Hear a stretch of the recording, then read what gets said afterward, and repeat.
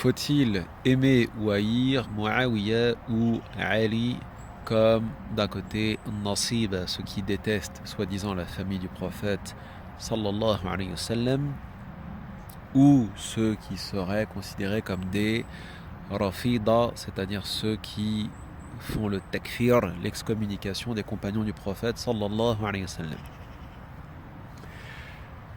Je pense qu'il est important déjà de rappeler que ce n'est pas un sujet fondamental, ce n'est pas une question qui relève de la croyance, du minhaj, de la foi, du culte, de la jurisprudence et ainsi de suite.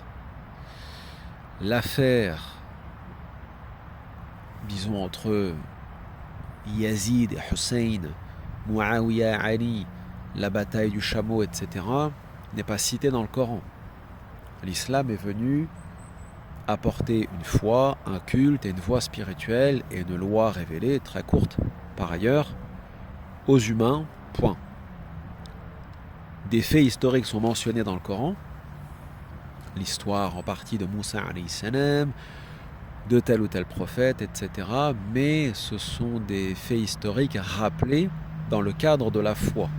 C'est-à-dire que n'est pas mentionné le détail de la vie de Jésus, alayhi salam, de Moussa, alayhi salam, etc.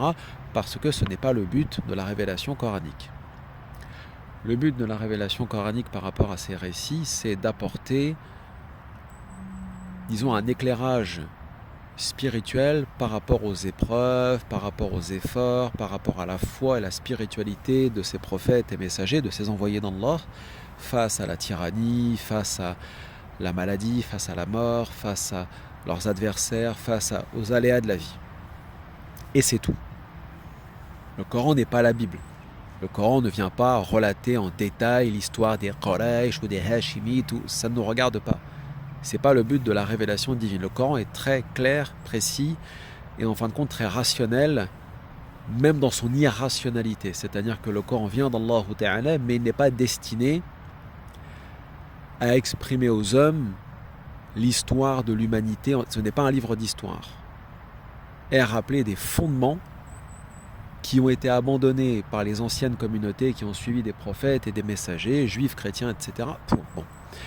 Donc sur l'affaire des compagnons, même si on voulait rentrer dans ce détail, je tiens à dire une chose qui est importante, chers frères, chères sœurs.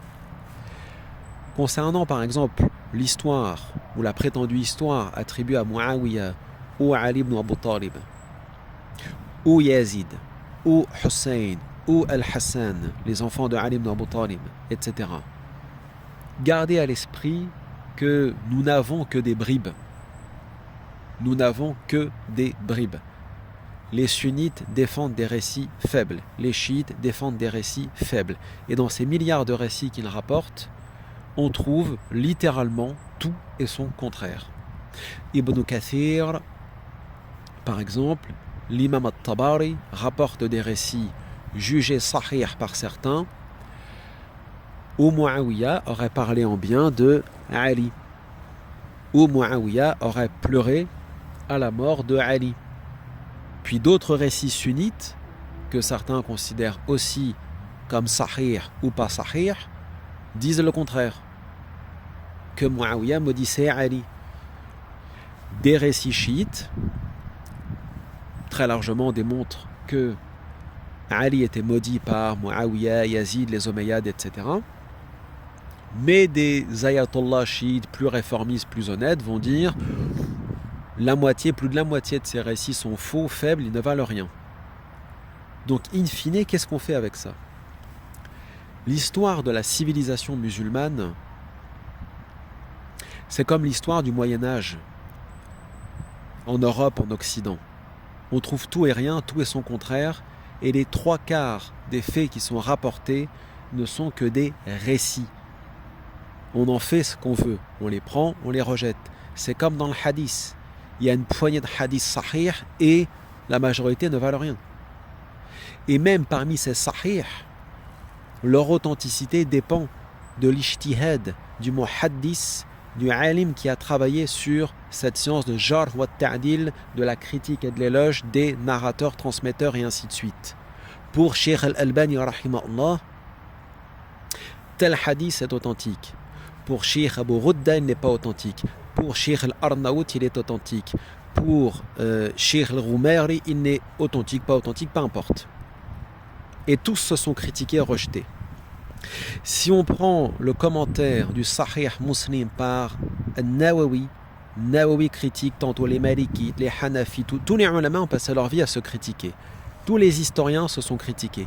Ibn Battuta, le voyageur, affirme avoir vu Ibn al-Taymiyyah expliquer la descente du trône d'Allah, soi-disant, c'est un hadith qu'on n'est pas obligé de croire, en se levant de son minbar dans sa mosquée de Damas et en descendant et en remontant, en disant voilà comment Allah Ta'ala descend, remonte de son arsh, de son trône. Et puis, la plupart des ulama considèrent que ce récit ne vaut rien puisque Ibn Battuta n'a jamais été à Damas ou en Syrie. Bon, enfin bref, tout le monde critique tout le monde. Tout ce qu'on sait, les musulmans, les sunnites, les chiites, les morji'a, mu'tazila, jahmiya, batiniya, qui vous voulez, tous ceux qui se réclament vraiment de l'islam. On doit axer notre din sur le Coran, sur Al-Qur'an Al-Karim. Tout ça, ce sont des récits.